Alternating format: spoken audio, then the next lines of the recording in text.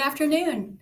I'm Sharon Tatum Garcia, APR, President of PRSA Detroit, and it is my distinct honor and pleasure to welcome you to our PRSA Detroit program, Diversity and Inclusion, Answering the Call to Crisis. I'd like to welcome and thank our valued sponsors. We cannot do what we do without our sponsors, especially this year as we continue to offer free programs to our members. We're grateful for our sponsor support.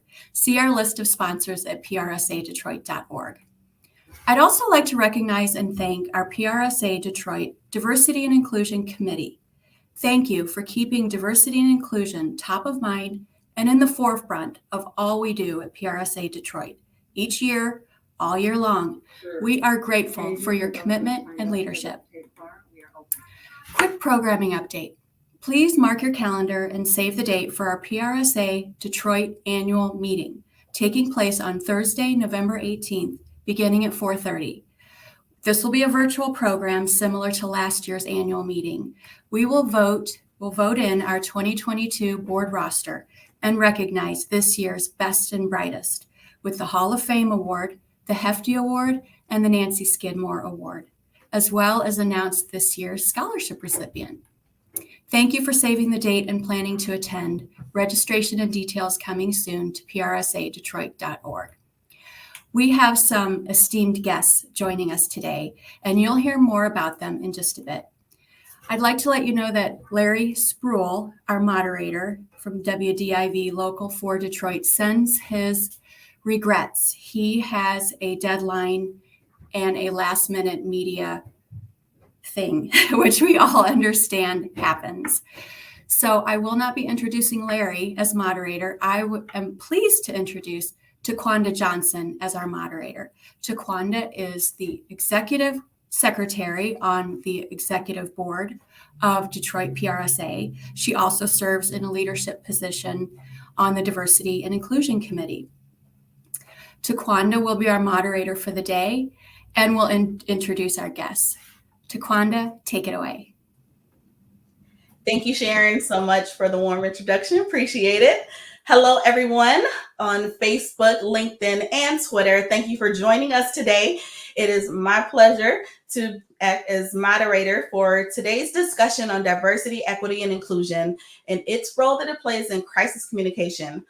For a minute, let's really talk about it. What's happened in the country this past year? Last year, we were forced to adapt to new normals as the world navigated COVID-19, and we witnessed Black lives being reduced to hashtags, hashtag George Floyd, Breonna Taylor, Ahmaud Arbery, just to name a few. And as tensions boiled over, many organizations and companies shared messages in support of various social justice movements and committed to addressing diversity, equity, and inclusion initiatives. Sounds pretty good, right? So we're going to get a little bit into that. And now that the dust has begun to settle, we want to know, where do we stand in diversity and inclusion initiatives? Where do these companies stand in diversity and inclusion initiatives? And has diversity, equity, and inclusion impacted crisis communication strategies? So we're going to find out today. I'm excited about welcoming our guests. We have an array of guests today from Blue Cross Blue Shield to agency to higher education, as well as nonprofit. So I want to welcome our special guest today. We have Bridget Hurd. She is the Vice President and Chief Diversity Officer of Inclusion and Diversity at Blue Cross Blue Shield. Welcome, Bridget. Hello, good afternoon, everyone. We're so excited to have you. And a second, we have Tina Kozak. She is the CEO of Franco. Welcome, Tina. Hello. Thank you so much for joining us. And we have one of my favorite people, Mr. Walter Kraft, Vice President of Communications at Eastern Michigan University. Welcome, Walter, to today's discussion. Yeah, thank you, Taquanda. Happy to be here, and I'm looking forward to the discussion. Awesome. And last but not least, we have Sean H. Wilson, President and CEO of the Boys and Girls Club of Southeastern Michigan. Welcome, Sean. Hey, thank you for having me. Excited to be here. Yes, we're so excited. So to begin every Each panelist will provide a brief case study of some sort that provides a deeper look into how their teams manage crisis and or prevented one. And for the sake of time, each panelist has been given about 3 to 5 minutes for this segment. As communications professionals, we know we can talk, right? But today we're going to make sure that we limit it to 3 to 5 minutes on this segment. And we're going to cover how their organizations are addressing diversity, equity, and inclusion. And then finally, we're going to sum it up with some of your burning questions. So you can submit your questions in the chat box on Facebook, LinkedIn, as well as Twitter. So we are excited to have each and every one of our viewers watching today. So without further ado, we're going to get right on in, and we're going to actually start with Bridget. So Bridget, if you can go ahead and tell us a little bit about yourself and tell us exactly what you do and share your case study. Yes, and again, good afternoon, and it's a pleasure to be here with you. Communication PRSA is just a part of my heart. My background is in communications. I say I was raised up in that. Always been a creative person, expressive in words and presentation. And my undergrad is in communications, and somehow I've ended up leading inclusion and diversity. I lead our efforts, and I've been in this role for 6 years at Blue Cross and part of the Blue Cross family for a total of 11 years as part of my efforts around really creating experience so there's learning and understanding about other people, which I think is really key to change, and the opportunity for us to grow better versions of ourselves and our ability to interact with one another as well as to serve our members and our customers. I also lead our healthcare disparities work and focus on our health equity approach. So what I'm going to do today, and in the couple of minutes I have left, I'm going to present two case studies because 2020 was a year like I've never experienced from a work perspective. So I had to deal with the emerging health disparities crisis that presented ourselves across this nation and specifically here in Michigan. And then, of course, to address the needs of our employees after the murder of George Floyd. And so there were two very important things that happened in 2020, in addition to the pandemic, that we needed to focus on. And one of the main ways that we focus on it was for both developing work groups and work teams to really address this issue. And we had these teams working at different levels where there was a steering and oversight committee. And then under there was a particular work group that was actually putting some things in motion, executing. And then the communication team was an important part of all of this, integrated at the steering committee level as well as the work group level. And in that, when we look at health and healthcare disparities in particular, and what we were seeing, I'm sure all of you know, was just the prevalence of morbidity. That's the number of cases and mortality, the number of deaths among African Americans, Hispanic, Latino, Native American members of our community. And so we wanted to address that, and we needed to get information out there, establish that Blue Cross is a reliable and credible partner for this information, and then most importantly, bust the myths that were existing in our communities. And so we did that in a number of ways using various communication tools from the traditional flyer to social media. So that's that one case study. So then when we flip over to, as soon as I was going to lay my head down to rest, we had the murder of George Floyd, and I'm like, oh no, 10-hour workdays again. And so we pivoted, and immediately, I know on that June 3rd, when after that weekend where we saw things kind of rise up to the top, I immediately went to work in developing a communication tool that we use internally for our leaders to provide them guidance and direction on how to engage team members, how to be a comfort to team members. But most importantly, this tool was used to address what I termed as the racial tensions, or understand, which is a key word, the racial tensions in our communities. And so that was key because we needed to understand it. We're not trying to address it, we need to understand it. And what's key is understanding our workplace audience and the fact that from a diversity and inclusion perspective, that we're all coming to this place from a different understanding. And so, how do we come together, understand the situation at large, share our experiences, what we know, what we've seen, what we think, and learn from one another? So, I work very closely with the communications team to focus on internal communication, but then also on an external level in terms of communicating how what we're doing inside the organization. Addressing inclusion and diversity, what we call it, is not new for Blue Cross Blue Shield. We've been on this journey for 15 years, and we've been doing it in a lot of different ways. On the last 6 years in particular, we have focused on truly understanding what that word diversity means, and that it's more than just diversity representation, and then moving to what inclusion looks like and feels like in action. So I think I might be out of time now, so I will stop. But I have lots more to say. Listen, I love it. I absolutely love it. So, one of the things that we're going to do is we're going to highlight each person that's giving their case study, and then we'll bring you back on because I know you got a whole lot to say, Bridget. And I want to hear it. We most definitely want to hear. So if you're watching today's broadcast, you can go on ahead and make sure that you are sharing this broadcast with your friends and with your colleagues over on Facebook, LinkedIn, as well as Twitter. We welcome all of your questions. Hey, Tina. Hi. So we want to hear about Franco. So tell us a little bit about like your experience as far as diversity, equity, and inclusion and your case study. Good. Part of me wants to heed my time to Bridget because I want more of what she was just talking about. Yes, I know, right? It was so good, so rich. It was really good. I was like still on the edge of my seat. Uh-huh. But so I lead Franco, and we're a communications agency down in the city of Detroit and have been since 1964.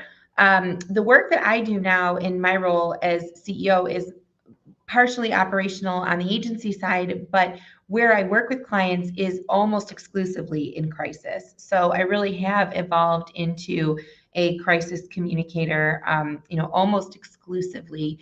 So I have a lot, and it was a tough decision in terms of which case study to share. A lot of the work that we do, unlike Bridget and I think some of the other guests that are coming up, I'm disconnected from the organization. So a lot of times my work is very much behind the scenes. It's always highly confidential. So I'll share in general terms a project that I worked on, and it was really it was a community in crisis. The client was a community in Southeast Michigan, and it was post June 2020, and so since then and now. And certainly the community was one that was no stranger to racial tension, but I would say that they were kind of at a particular point where there had been some issues with law enforcement and how law enforcement was treating members of the community and other community members, kind of all backgrounds, coming around the community, and just expecting more from the city, expecting more from those who are sworn to serve and protect the city. And so really the community came to me after their initial response, or kind of attempt at responding, and really said, we didn't have a crisis plan in place for this. We'd love to go back and work on healing the community, applying a bit of a more sort of empathetic approach to the messages and the actions, not just the words, but what do we do now? And so I approach my crisis work with, really a healthy dose of empathy. And I believe that, I think like Bridget mentioned, the employees are often the center of my crisis plans, whether it's an internal communication matter or not. I think that those the closest. So if we think about our audiences in concentric circles, it's those that are the closest to the organization that really need to be sort of nurtured through a crisis and kept close and kind of adapted too. So I know that's a little bit vague. I'm excited to talk a little bit more about what I think organizations can and should be doing from a preparedness standpoint. But I can say it's been a very busy year and a half as a crisis consultant. Absolutely. I totally agree. I agree with the both of you as far as like, starting, I like to say starting at home, figuring out exactly kind of how we can assist our employees as well as catering to the clients that we do have and are experiencing the same exact thing. So thank you, Tina, for yours. So we're going to bring on in Walter Krapp is our next one. So Walter's over at Eastern Michigan University. And if you know me, you know that place has a huge space in my heart, really big. So hi, Walter. So we get to bring them into what we deal with on a nice little basis when it comes to crisis management. So share with us a little bit about yourself as well as one of the many case studies that we have at EMU. Sure. Thank you, Taquanda. Again, happy to be here and already taking notes from our other speakers. So, and I look forward to hearing from Sean in a little bit. But as far as Larry Spruill not being able to make it, as a former news director of Channel 7 for many years, I kind of know those news demands. So, we all know that things come up in our world, and we all deal with breaking news or crises. So, which is part of the reason we're here today. So, right. I'm prior to working here, I'm vice president of communications at Eastern Michigan. I've been here for a decade, a little over. In my area, we oversee media relations, which includes social media, Taquanda. Also our web team and our publication staff and our marketing area, as well as WEMU, which is our NPR station that serves Washtenaw County in the region. So those are the areas that are overseen. Prior to this, I was worked at a public relations agency that specialized in crisis management. And that was a wonderful experience. And that was my transition out of the day-to-day crises of the newsroom, where I spent my formative years, we'll just say, learning about the news business and working as a writer, producer, and then running the news department at Channel 7 for a number of years. So that's a little bit about my background and how I got here. So I'm going to go a little bit further back to something that happened here on our campus that was probably, maybe not probably, was the most challenging experience that I've had professionally. And that says a lot coming from a long time in the newsroom. It was 2016, in the fall of 2016, the semester just started. And one morning we got a report of racist vandalism on a building that was spray painted on the exterior of a building. And it was horrific. It targeted our Black community.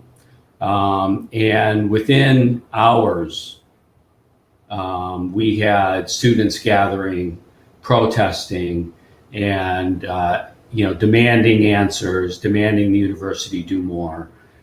This quickly grew by the end of the day to hundreds and hundreds of students marching on campus, marching on the administration building, marching down Washtenaw Avenue, closing the highway basically to anybody who wanted to drive on the highway, and marching to the president's house, where the protests really sort of galvanized and demanding answers from the president and several of our leadership team. So it was quite the experience, but it was only the beginning of a long ordeal. As you might expect when there is something like this that happens, the solution and the investigation does not happen and resolve matters overnight. So it literally was about a year-long investigation before we were able to identify the suspect and arrest the suspect,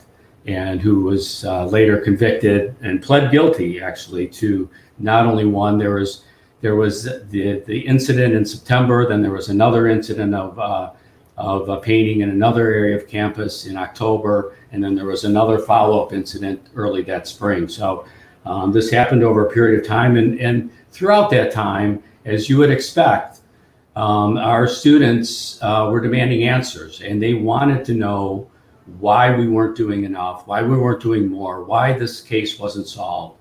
And it all sort of culminated on one night in, I think it was mid-October, so shortly after the first two incidents, we had a nationally televised football game, and the students gathered and protested during the football game and started approaching the field during the game, and it literally became a part of the coverage of the CBS broadcast of that game. So we were able to communicate with them and keep them from going on the field until after the game, but we almost ran into a disruption of a televised football game, which would have been an interesting situation. So that's the overview of our situation here. I'm glad to talk about it more, how we handled it, how we tried to be as responsive as we could. The one thing I'll add is that within an hour after the incident, after we discovered the incident that morning, we had a statement out from the president to our campus community, and we thought we were saying the right things. We got a lot of feedback and a lot of pushback that it wasn't enough. So all of these are learning opportunities. Everything we do, I think I can speak for all of our colleagues here, everything we do is a learning opportunity, and we're always trying to get better at what we do. So with that, I will move on to the next presenter, Tawanda. Thank you. Thank you so much, Walter, for sharing. As you see, and our viewers can see, I was shaking my head because I literally started a year after that. But I watched everything unfold in the way that Eastern and the team handled it. In my eyes, was really great. So it's cool to be able to let others in to know how we handled it. So we'll talk a little bit more about that in some of our follow-up questions. So thank you, Walter. Welcome. Hi, Sean. Hey, how are you? Good. So we're excited to have you for Big Brothers, Big Sisters. And as you know, we're talking about diversity and inclusion and how you handle culture or crisis or community crisis management over there at Big Brothers, Big Sisters. So share a little bit about yourself. I'm actually at Boys and Girls Club. I'm sorry. Although I'm a big proponent of both. Big Brothers, Big Sisters. Huge fan of Big Brothers, Big Sisters. I'm a big component of both, but yes, he's at the Boys and Girls Club. I apologize. Absolutely, big fan. Shout out to Janine Grant. Yes, she's amazing over there. Absolutely. So my background, started off traditional nonprofit YMCA Children Outing Association. Really found my passion as a social entrepreneur when I moved from Milwaukee to Atlanta, started my own consulting firm, helping high net worth individuals start their own nonprofits and social impact firms. Left there and went to Ford, spent 5 years. That's what brought me to Detroit. Spent 5 years here in Detroit with Ford Motor Company Fund. And then, was really inspired by the work we were doing with the train station to jump in and take over as president and CEO of Boys and Girls Club.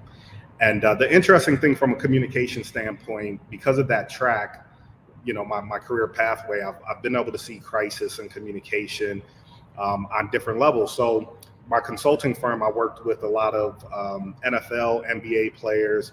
Probably my best known client was Usher. So I helped Usher start his organization from the ground up, Usher's New Look, and really build that into an international organization, which was fantastic. So I had an opportunity to see how Usher, by the way, I'm dating myself, but I started working with Usher, at the height of his career when he had was getting ready to release Confessions, right? So I had a chance to really see how over. That's a good time. It was a good time. It was a good time. It wasn't a bad job. But I had an opportunity to see how over a decade plus, someone of his stature would deal with crisis. And then same thing with, Ford, having an opportunity to see Ford go through some iterations. And I think that really prepared me for my role at Boys and Girls Club, because really my case study ties into it because I walked into a crisis. So this organization was actually closing clubs. It was over $1 million in debt. It had just shifted new leadership with at the board. Hiram Jackson had just taken over as board chair, and he's the one who actually recruited me to the organization. And so walking in, I knew that this was an organization that had burnt a lot of bridges philanthropically, and I would have to do something bold in the first 100 days. So I really launched this first 100-day campaign where I did about a dozen visioning sessions and benchmarking tours with everyone from youth to parents to funders to board members. And it was how I wanted to make sure this organization was perceived moving forward, as we're really listening to our stakeholders. And we brought them together and mixed them at the tables as we did these visioning sessions. The second thing I did was to launch a 100 days video series. So I wanted to really bring exposure to what we were doing to turn around the organization, and allowed the cameras to follow me in the clubs and participate in the benchmarking tours and all of those different things. And really the net result of it was a couple things. One, as I was walking into donors and to partners, sitting down with them, so many times they had already seen the video series. So they knew what we were doing to turn the organization around. So I took that as a big plus that was happening. Also, we were able to garner a lot of earned media to start to talk about what we were doing. And the last thing, which is most important, is because I listened to the community, because I use community voice, we really pivoted our mission. Boys and Girls Club traditionally is known as kind of that gym, swim, latchkey program. So because of that process in my first 100 days, we pivoted to focus on economic mobility, because we understand that that's the core root of issues facing our youth. We can tackle graduation rates, tackle prison pipeline, all of those things. But the truth is, poverty is the core root or is the root cause of all of those components. And so our mission now is to ensure that our youth leave the club career, startup, and homeowner ready.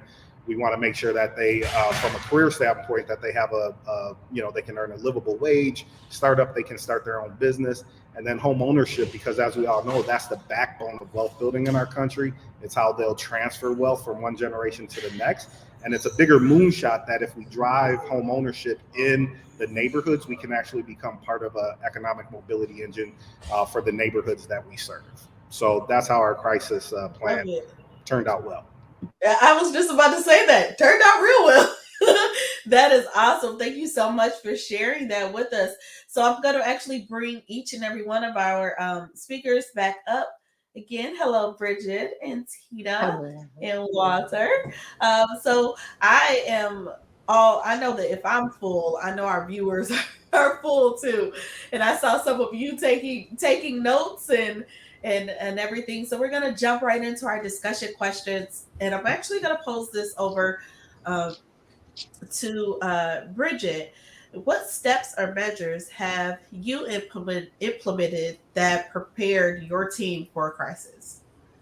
Yeah, I think one of the most fundamental things is building and creating that partnership ahead of time. And when I'm speaking of the partnership, it's specifically with our communications team, where we're communicating already on a regular basis so that when a crisis shows up, we immediately jump into action. So maybe we're going from monthly meetings to now meeting every day. In some instances, it was for a little while at 5:30, worst time of the day to have a meeting.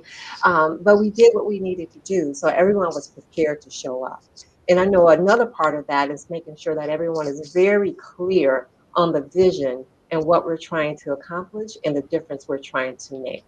So when everyone is in that same place, we're gonna show up. We're gonna show up and be collaborative. We're gonna show up and everyone's gonna pitch in a way that truly makes a difference. So again, it's just the fundamentals. Focus on the partnership, having the vision, communicating that vision, and making sure everyone is set in that same place. So I love that. So actually, I wanna go into that, Sean, with you as far as your team is concerned, especially with the revamping of the organization. What steps and measures did you take, especially knowing that you're coming in, you're taking over this team, and you may have some new faces, you may have some older faces, as far as coming into a crisis is concerned. So can you share a little bit about your measures and steps that you took with your team as well? Yeah, so redundancy, right? So I agree with Bridget, all 100%. So we have this thing. I'm laughing because if any of our staff are on there rolling their eyes right now, but we really created this impact model, which shows we call it our ladder, which shows how we're pulling youth up the ladder from an economic mobility standpoint. It starts at access, safety, skills, and then self-efficacy. And so we go over that daily, probably, right? Because we have to ingrain it into the culture to where everyone should be able to speak to it backwards and forward.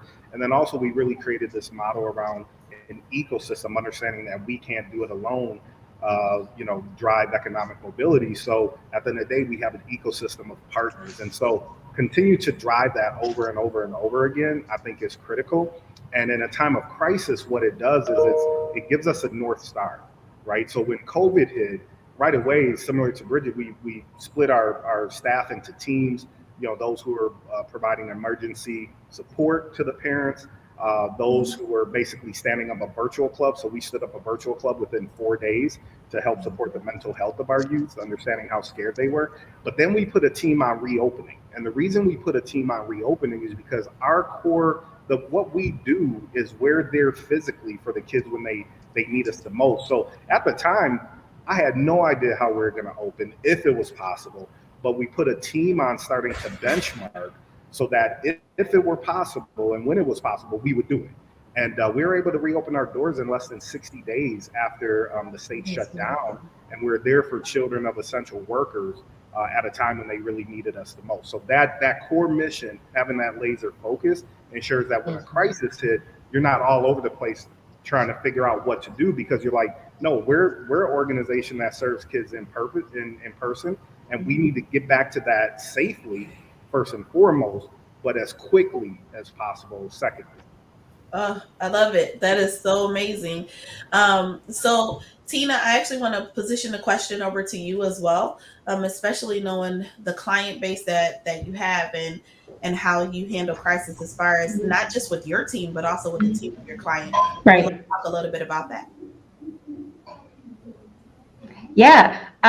So we're best when we're, an extension of a team. And usually if we get pulled into crisis work, that's really what the client needs and that's what the client wants. And so, kind of that trust and really defining roles is important. I think just to both what, Sean and Bridget just said, knowing what we're all here to do, being aligned, and like I talk a lot about kind of being aligned and defined, like knowing, we have that kind of collaborative model. We know what each other's roles are. We shouldn't be thinking about these things for the first time when a crisis hits, right? So if we're really in sync, and as the agency, that's where we strive to be with our clients, and those are our best client relationships, is when we are fully aligned on what is it that we're trying to do. What would a good day or a less terrible day in the evening look like for us when a crisis begins in the morning, or kind of what is the vision of, like, what are we even just trying to get to day. So really understanding roles, how we work together. I don't like canned holding statements for the sake of canned holding statements, but I do think that your core messages as an organization should be the beginning and the foundation of your crisis response, because Absolutely. that's who you are. Mm-hmm. I totally agree with that. Did you have some more to share? I'm sorry. No, go ahead. I was agreeing, like, yes. Well, thanks. So, Walter, I actually want to position a different question for you. Knowing that, especially how you expressed about what happened in 2016 as far as the campus was concerned, and the multiple incidents that happened within 2016, can you share with us like some best practices as far as communicating thoroughly and exclusively to your stakeholders during that time? Because if anybody knows, anything about being in higher ed, is, it's not just our student body, but it's also, our donors. It's also the president. It's also the regents. So can we talk a little bit about how you feel your best practices are as far as communicating thoroughly? Sure, Taquanda, and I'll just begin by kind of mirroring some of what Tina had to say. about, the time to start planning for a crisis is not when you're in the crisis, and we all know that. You have to be ready and prepared and have a system in place, long before the crisis hits. And I'm very fortunate here. We've worked very hard to have a very streamlined approach. So our crisis team jumps into action anytime an incident comes up. And for us, that's the president of the university, myself, the provost, and the president's chief of staff. So it's a very small, tight group. And as I mentioned in the situation back in 2016, the moment that incident happened and we discovered it, we knew we had to get a message out to campus. We could not sit on it and wait until we knew more. So the first message, of course, we didn't know much other than wanted to express our deep concern and anger about what had happened and make sure everybody was clear on that. But it's real important in a crisis situation, and especially now with the way social media is and everything else, that you are quick and responsive and you don't sit on things for a long time. So for us to have a team in place that we do, we literally have each other text, link by text, link by email, link by phone, and we can instantly and do instantly frequently contact one another and make sure that we're on top of communicating whatever it is that we need to get out there. And then more, I should say, in addition to that, there will be times when there are certain areas of expertise that we need to pull into that team. So, for example, the chief of police, depending on if it's a criminal situation, he will get pulled into the team. The head of our diversity and community involvement team will get pulled into that discussion, depending on the circumstances. Our head of student affairs and dean of students will get pulled in. So we have sort of this small team, but then we pull in people as we need to, depending again on what the situation is. So for us, that's how we approach crises in general. We recognize the need to be, quick and to move fast, but to also be thoughtful. I was probably going to get into this a little later on because it may come up, but there are certain people that need to be brought into to discussions that, maybe the team that I talked about, we don't have that expertise. So, for example, I mentioned our head of diversity and community involvement. He will, as we're putting together a message and say it's a community issue, it's a racist issue, we're going to want another voice in that process as we're considering how we're going to respond to it. We're going to want to make sure that it's not just, a handful of people without maybe that specific expertise that somebody else can bring to the table. So we, and I guess as we look back over time, that's one of the lessons that we've learned, is that, we need to make sure that we're bringing in voices that speak to certain areas that maybe I don't know about, or maybe somebody else on our immediate team may not know about. And that's why we've expanded that group, and we'll pull in other people as needed.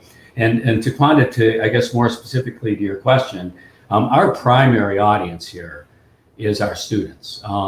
We do everything for their success and want to make sure that they see themselves as, important assets to this university and to what we do. We're the most diverse public university in Michigan. We take that as a great point of pride.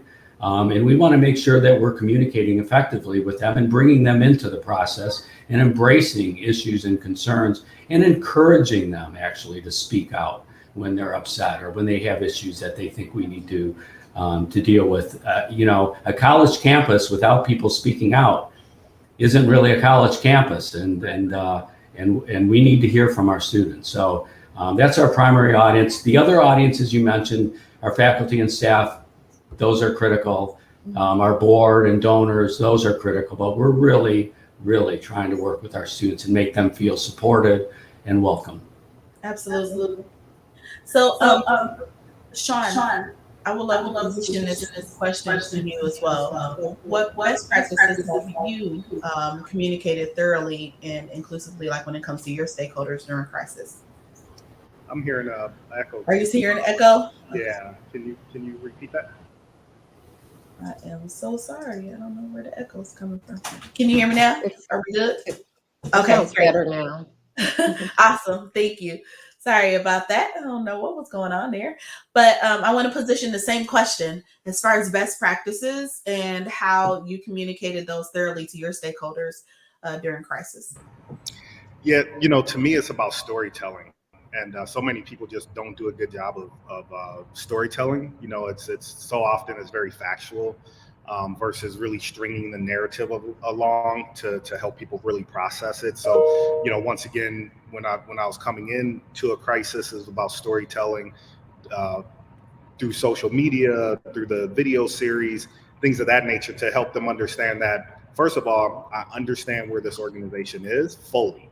For instance, before I took the job, I didn't want to see the best club. I asked to see the club that possessed the most challenges, right? Because I wanted to understand fully what I was walking into, primarily so I knew how to tell the story. So, storytelling is critical because I wanted to start from a basis of, yes, I understand where we are. This is what I'm hearing from the community, and this is where we're going. Same thing with COVID. It was so important for us to communicate with our funders, with the staff, with the parents, with everyone, because I can cavalierly say we're one of the first to reopen, after the state shut down within 60 days. But the truth is, it was a very scary time. You have staff who you're asking to come back to work when none of their peers are going back to work, when very few other people are going back to work. So you had to bring them in on the front end of the decision-making process, the benchmarking process, to make sure there was some level of comfort there, right? And then with the youth and the parents, you have to help them understand that, yes, I understand where we are and this is where we're going. But then you can communicate all you want and be a great storyteller. But the one thing I would say is we had to make sure we delivered on action. So we reimagined our first club within 8 months of me taking the job, meaning we listened to community voice. We created a plan of what they wanted to see in that club. We reimagined it, as we called it. We raised the dollars, did the construction, and cut the ribbon all within 8 months, because it was important that the community understood that we're not just sitting you at a table asking you a bunch of questions and then that information goes where? Into some black hole. No. We wanted you to be able to see that we took action, and we're not just talking, but we're an organization about action. I wouldn't wish that timeline on anybody. I wouldn't advocate for it. It damn near burnt out our staff, but it was important, and it set a very strong foundation for where we are today as an organization.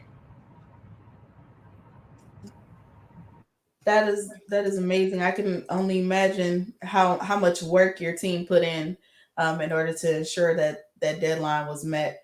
So that is really amazing. Bridget, I have a question for you. So, Yeah. how has your organization's stance on social justice issues Mhm. changed since the murder of George Floyd? I know you went a little bit into just how you handled that crisis there. Mhm. So, can we talk a little bit about how the organization stands on social justice has changed? Yeah, I'm going to say we stand firm. And as I mentioned already, that we've been doing this focus on inclusion and diversity, cultural competency, and really learning about different people for the last 15 years. So last summer, after we did town hall sessions, listening sessions with our CEO, I facilitated nearly 40 team sessions just talking about what we're feeling. And we know there are just such a range of feelings. And there were so many aha moments among our employees. And I really respond the most to when employees share that this has been healing for them. I mean, there's so much power when a learning session and the opportunity to share and learn from one another is healing. So after all of those sessions, we took the opportunity to ask ourselves, what more can we do? How can we go deeper?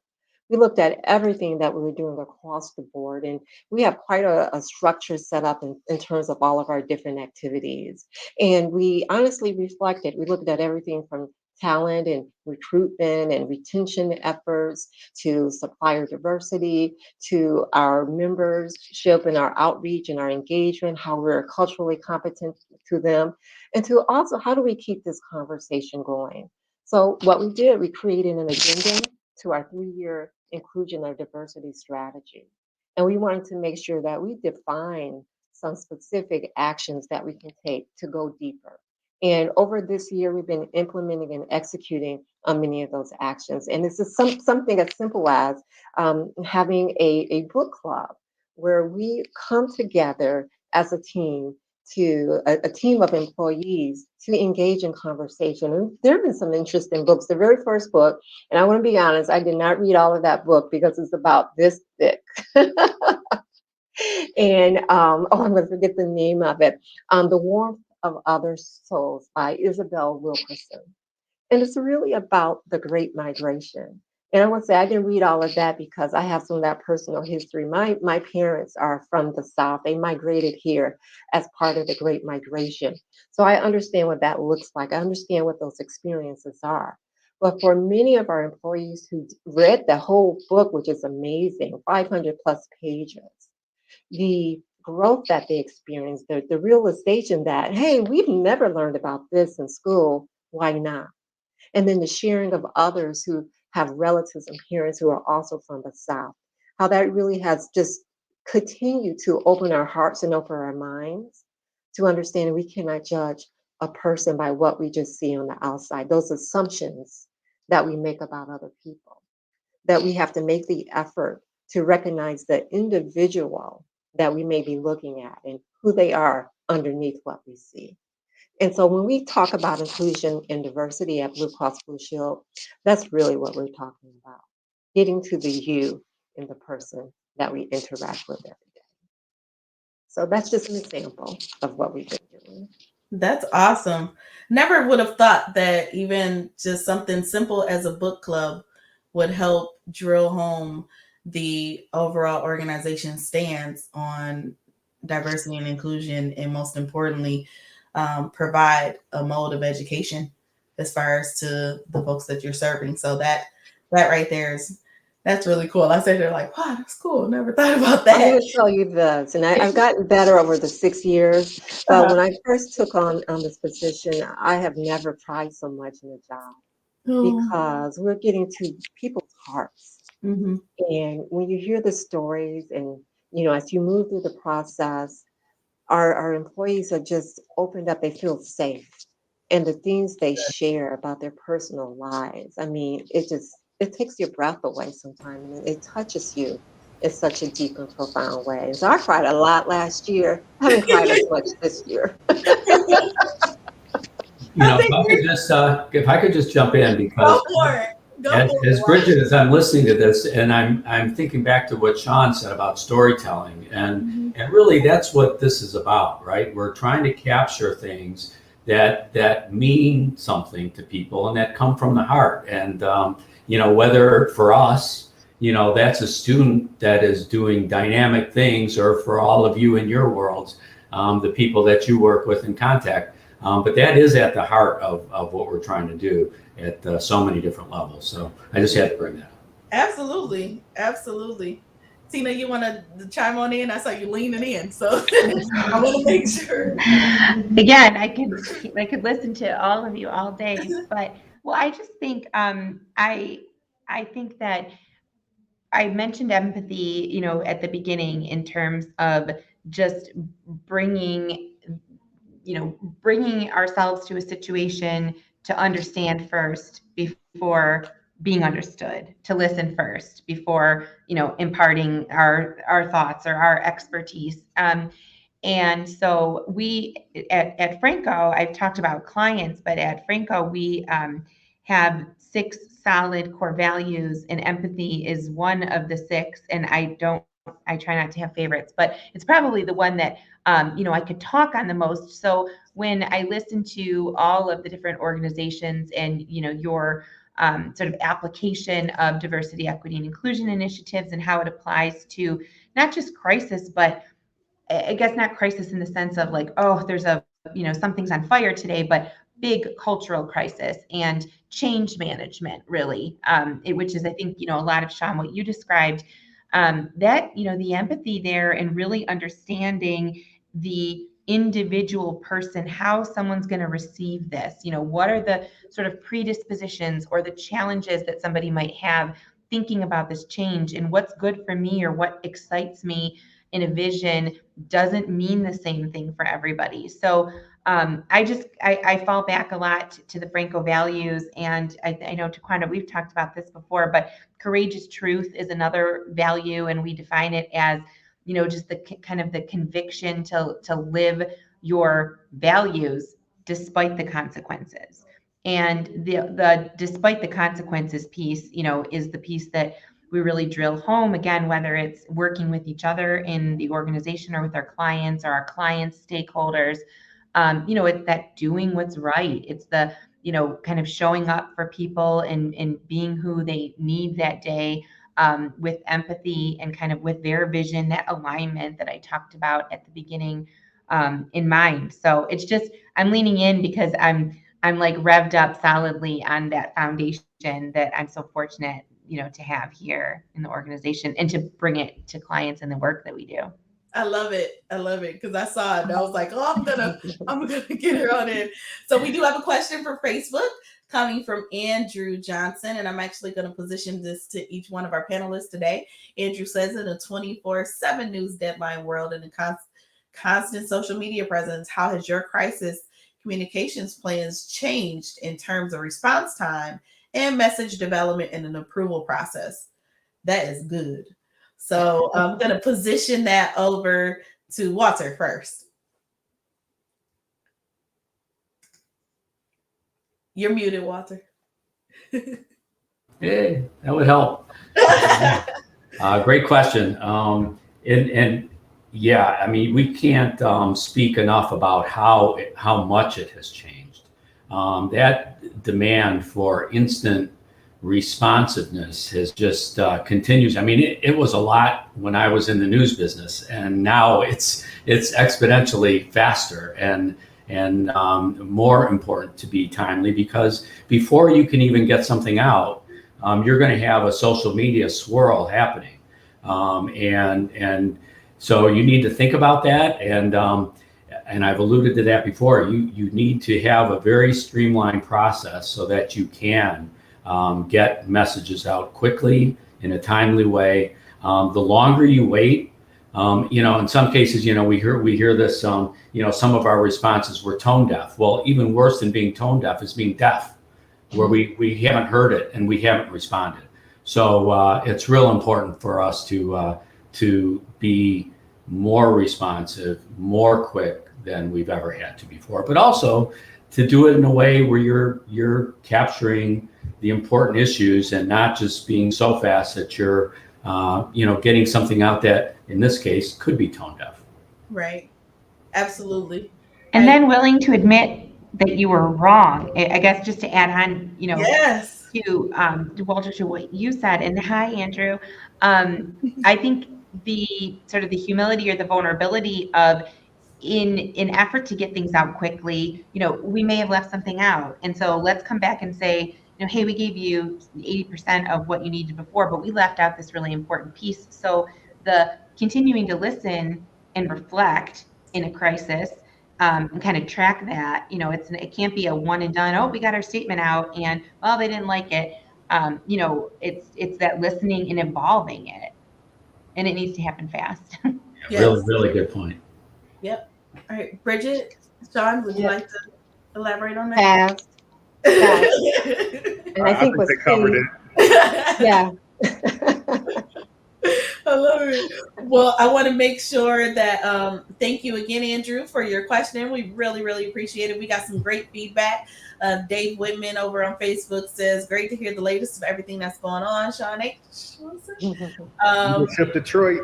Best class ever, 36. 33. I won't even give my number. No, wait. 15, 16, 15. Oh, what was it? 15.